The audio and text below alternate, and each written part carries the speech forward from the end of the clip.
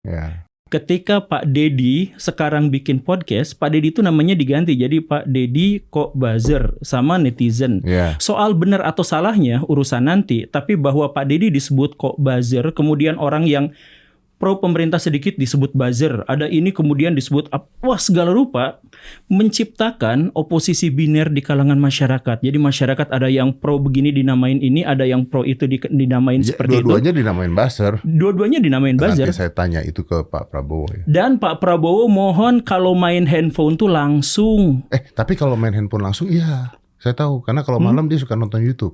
Iya. Jadi Pak Prabowo itu kalau malam, tapi memang Pak Prabowo itu tontonannya dia lebih senang nonton YouTube. Iya. Kalau TikTok dan sebagainya kayaknya kan.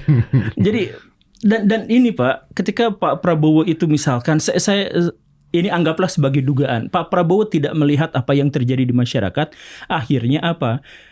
Benar-benar Pak Prabowo itu mengeluarkan kebijakan-kebijakan yang nggak nyambung dan nggak relevan dengan keinginan masyarakat. Contohnya, hal yang sederhana kemarin.